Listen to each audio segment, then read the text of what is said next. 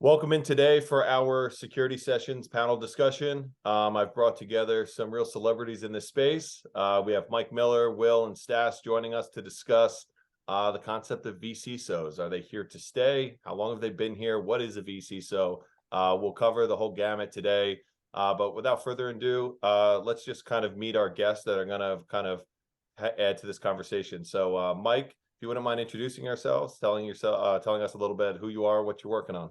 Yeah, absolutely. Well, first, thank you for having me. I really appreciate you guys thinking on me. I'm excited to be here. So my name is Mike Miller. I am currently a vCISO at Appalachia Technologies. And wow, yeah, I've been in the field for about 25 years, started at desktop support and kind of, worked my way through. And so now like I said, serve as a vCISO and help multiple organizations just try to align themselves with a decent security posture. So that's kind of my daily goal. Very cool. Well, thanks for being here again. Will, maybe introduce yourself as well. I'd like to hear a little bit about yourself. Sure. Again, awesome to be here. Wil Klusovsky. I'm the chief security architect for Avertium, so full service consulting and managed services firm, similar to Mike, 24-ish years, something like that in the industry.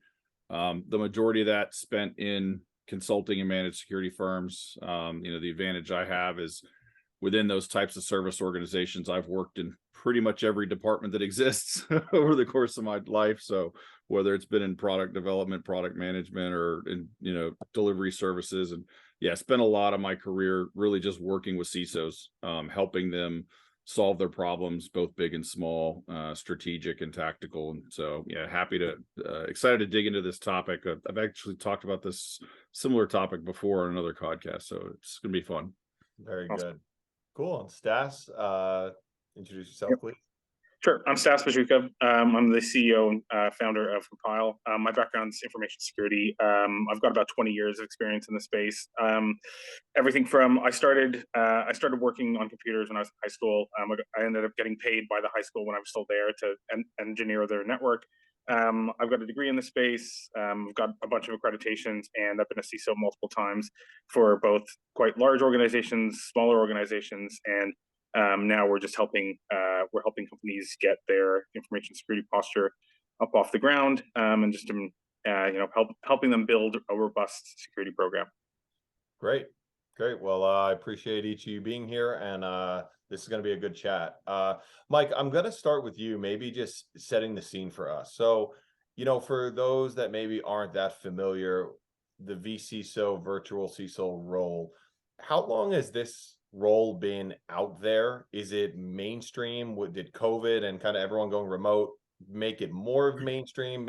Just kind of maybe set the scene of kind of what this role is and how it kind of came to be. Yeah, no problem. So it's been there for a while. It's definitely you are seeing it more, and and I guess I'll back up a second and explain the difference between a CISO and a vCISO, because some know and some don't know.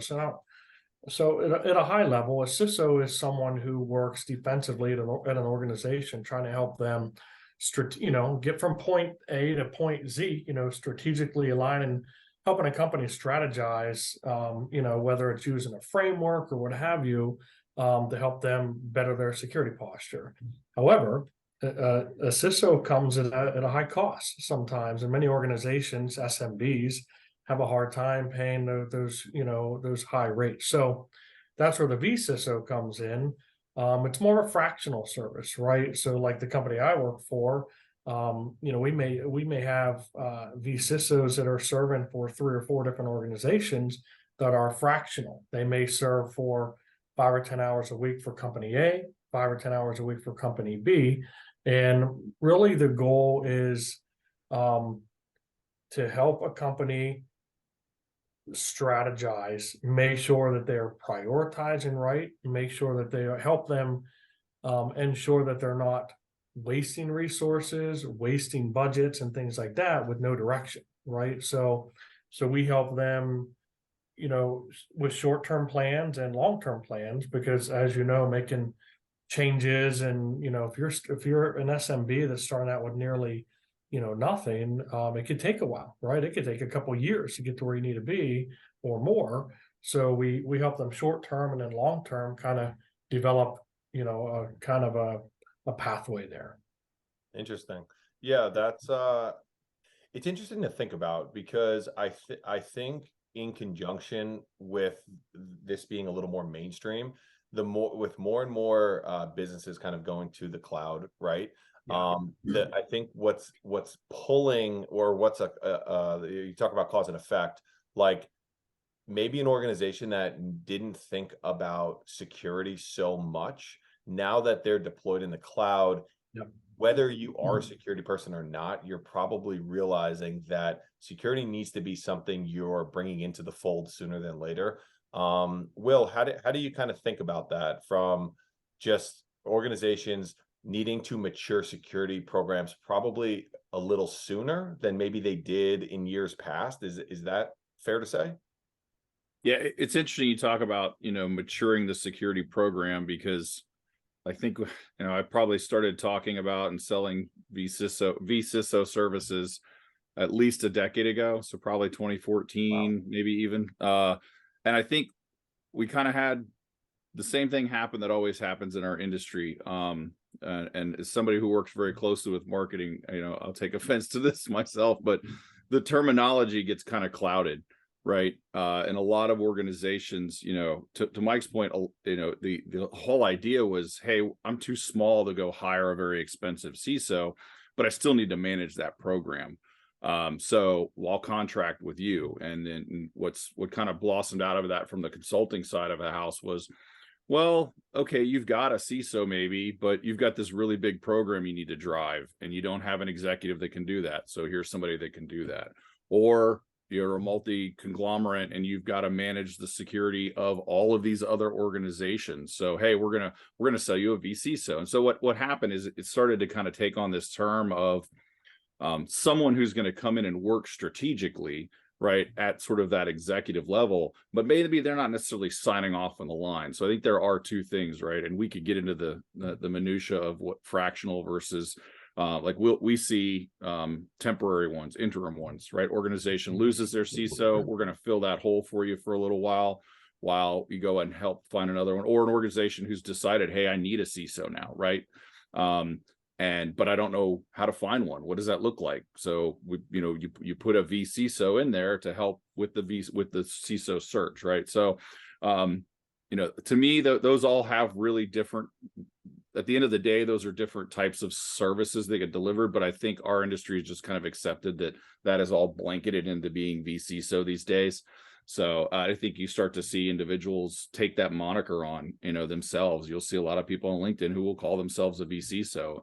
And that could mean anything from, they answer the phone when a client calls and gives them some advice to, no, they actually go in and build the program and run it. So I think that's kind of it's not a challenge. It's just the reality of what it is today. It is scary too, because it is a term that's used very loosely.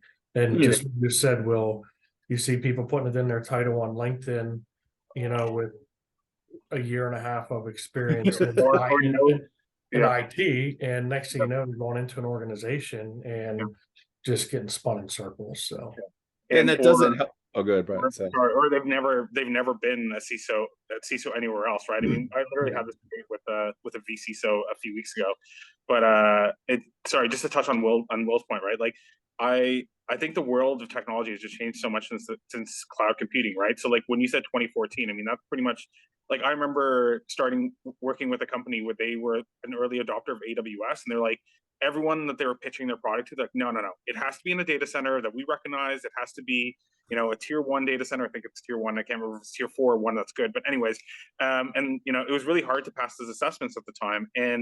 And I think the vCISO part really started kicking in around that time as well, because a lot of the stuff that companies were doing was very inward facing. So like they didn't have much exposure, right? Everything was kind of buried in their data centers. They would open up a point here or a point there, a VPN here, a VPN there. Whereas like now with cloud, everything is open and everything is opt out, not opt in. So I think that has really progressed the need for CISOs, and having somebody that's familiar with the security space and like just knowing what, how these cloud providers operate and what they're trying to do. Anyways, that's just my 2 cents on that. Right, and that actually brings a little risk too. Like, well, you can see how things have changed, right? Because now today, going to the cloud, the least of your concern is the physical security that you don't have to worry about, right? That's like that thing that they but looking at those less experienced individuals who are taking on that role, the actual CISOs in these organizations fought for so long to be considered an executive, right? We still see organizations today who have a CISO reporting to a CIO, which is, a big flag that's, an immature security organization. And then now you've got, individuals kind of taking on that moniker and kind of not helping the fact that, hey, we still, this needs to be executive level decision. And I think that's something that needs to be stressed in those organizations looking for it. There's one thing for, the sales guy to tell the customer, hey, you need this kind of service. It falls under our vCISO category. It's another thing for an individual to say, hey, I'm a security executive and I'm going to sign up and tell you all the right things to do with 5 years of experience. That's dangerous. for sure. Yeah. Mike, I'm curious, kind of as this kind of vCISO role has kind of been blossoming, have you seen any industry specifically that's in need of this over another industry? Is there one industry that's kind of leading the way, or is it fairly balanced? It's a good question. So I would say not any particular industry as much as companies and organizations that are held to compliance standards or compliance frameworks, right? So for instance, you have companies in the PCI world, that are, anywhere from a level 1 to level 4 PCI merchant that needs to become PCI compliant, but now all of a sudden, they had a PCI gap assessment and realized that they're, 50 or 60% compliant, and they need to drive a plan to be able to get there.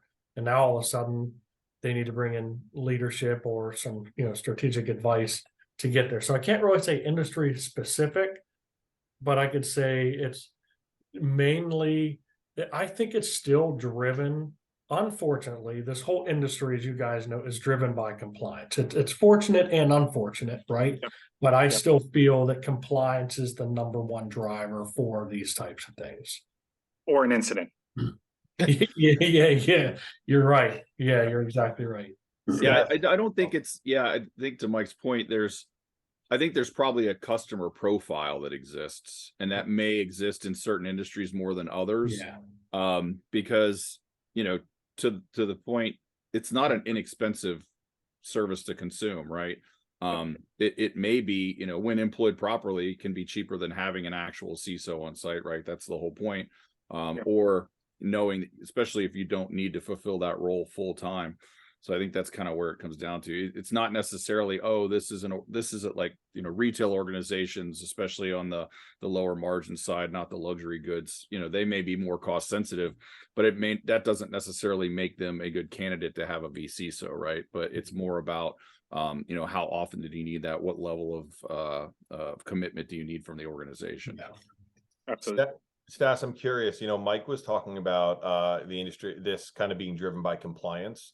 And, I understand you're more on the MSP side, but how do you think about that when you're talking to prospects, leads, people looking for direction? Do you find compliance to be the driver on that side as well? Or are there other kind of low-hanging fruit that exists? So my background is mostly financial services. So right when I got into the space, I went from, doing some stuff in high school, going to university, and then I pretty much went directly to financial services. And obviously that is, a very good place to learn what good looks like from a compliance perspective. So it was always just really ingrained in me that, we need to have Chinese walls. We need to separate front office, back office. There needs to be a bunch of controls. We have all these reporting requirements, and that was just, I just thought that was the norm until I got out of the financial services space and then went to go see what the rest of the world was doing. And I think to Mike's point, right? Compliance really does drive it, and people do try and do the bare minimum, right? Even when, and I don't know, Mike, if Mike will, I'm sure you probably experienced this as well, but I hope this doesn't say anything bad about me, but I've been brought into many organizations where they're like, we have this problem, we need to solve it, we need to do it in this, this period of time. And then you tell them, like, this is what we need to do. This is the plan. This is how much it's going to cost. We agree to it. We start working on it. And then all of a sudden, like, no, maybe we shouldn't do this. Or do we really need this? Or maybe we should pivot here. And it's just kind of one of those things, like, if you didn't want the help, then like, why did we agree to, like, why did we start working on this? And it's kind of the same thing, like when it's the same thing if like you brought in legal counsel, or you brought in an HR consultant to help you with your HR needs, or your financial services, or sorry, with your finance, or your legal. You're going to listen to them, right? Because they're the experts in the space. But like, this space is very odd because like there is a lot of is this really still, like, I think a lot of industries are still seeing it as like, is this really necessary? Do I really have to spend money on this? Because at the end of the day, it is a cost center. So yeah, I would attribute a lot of that to being, we as security professionals and the vCISO especially has had to come from IT security, right? And so, the fact is security is a business conversation. And so again, going back to that, the vCISO has to elevate that conversation at the executive level. That's where they need to be working. That's where they need to be impacting. And this idea of, oh, we need a little help to do this one thing. I mean, I know for our contracts, when we do it, it's very, like, there are deliverables tied to it. Like, we're going to go drive this program. These are the outcomes. It's not just a random bucket of hours and you call a lifeline when you need help, because that doesn't give you any value, right? You need to you need to go on with a decision, the thought that we're going to be making some decisions, we're going to be doing some good and not having to backtrack, for sure. Yeah.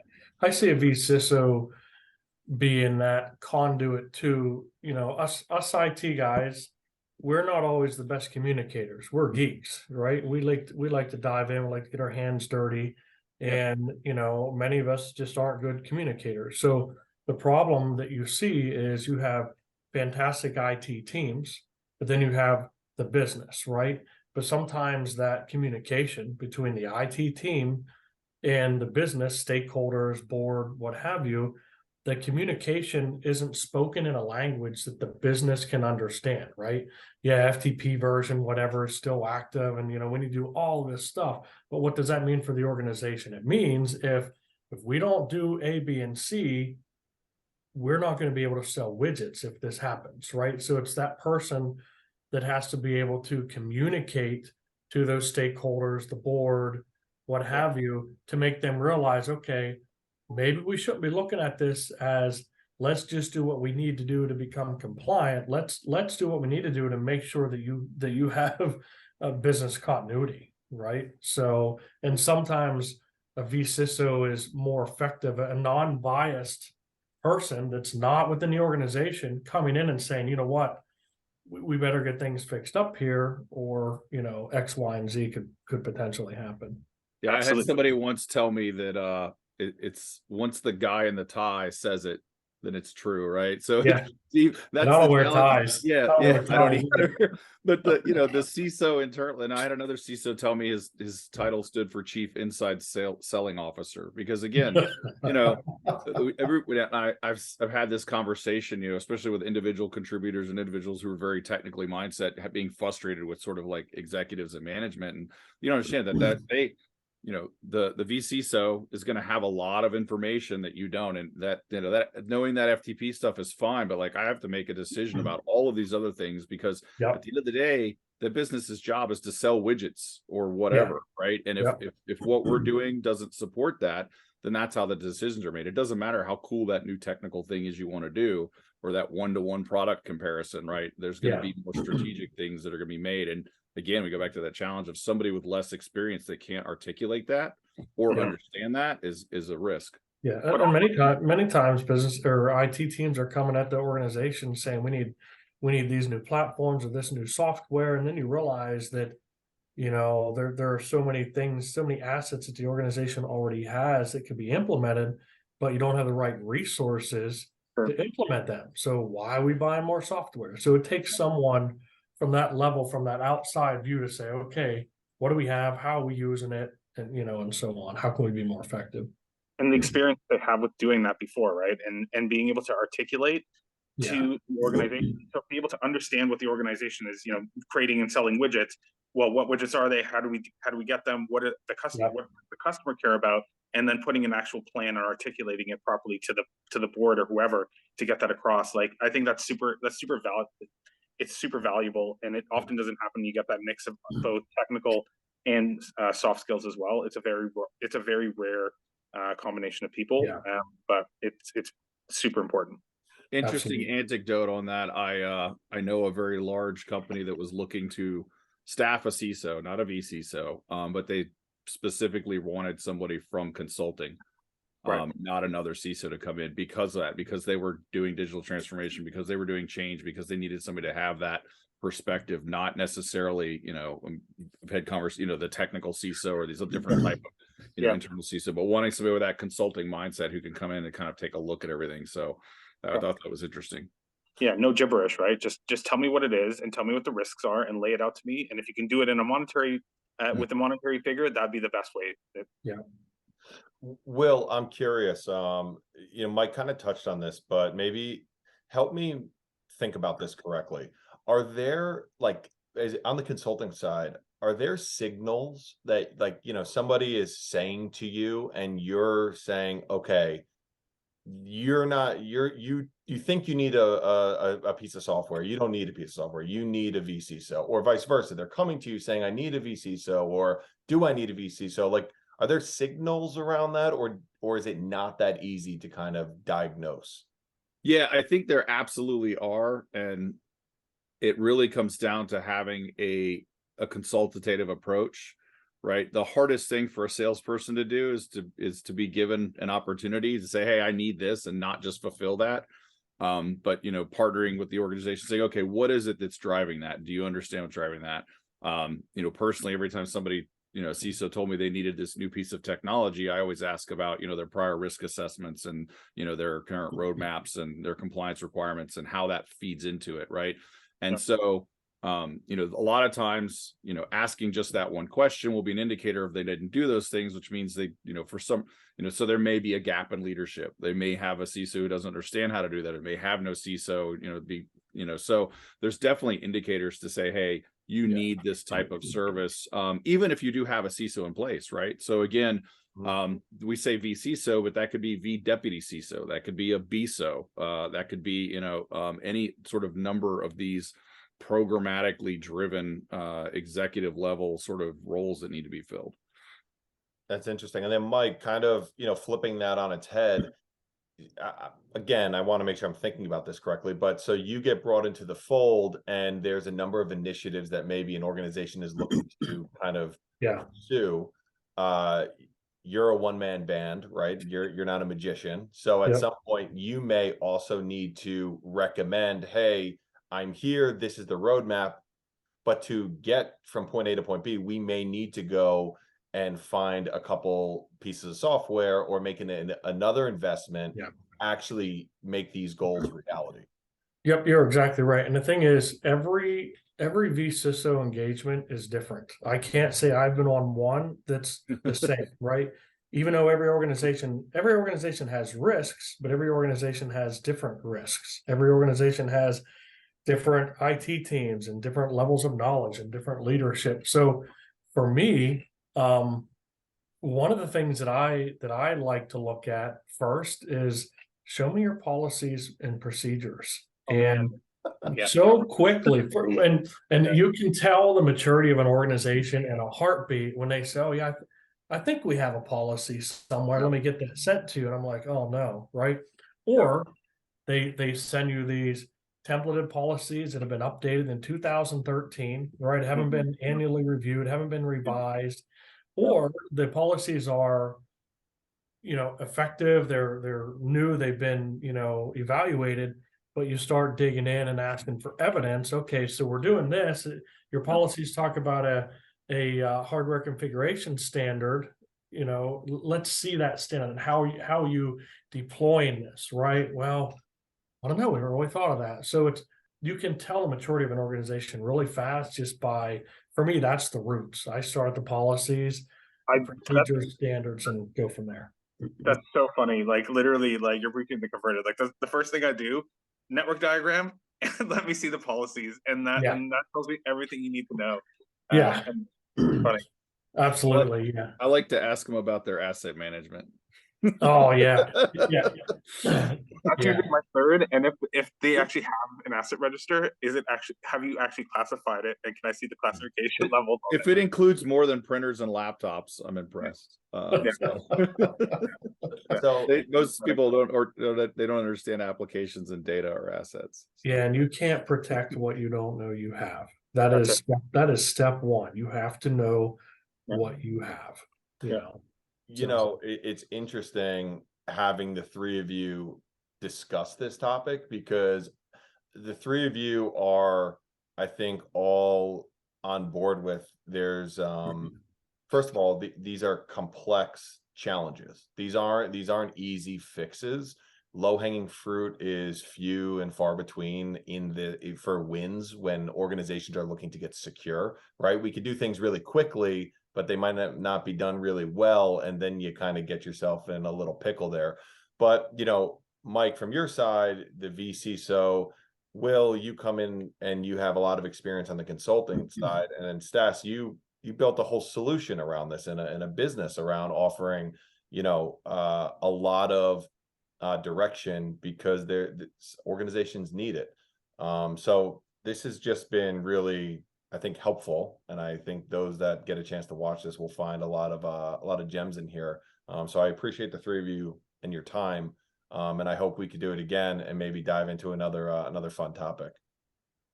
Always happy to. absolutely. And thank you guys for having me. I appreciate it. Great crew for sure. Thank you very much, Mike. Nice to meet you again. Will, great to see you as always. You Yeah, as well. guys, loved it. Be well. Take care, everyone. Thanks.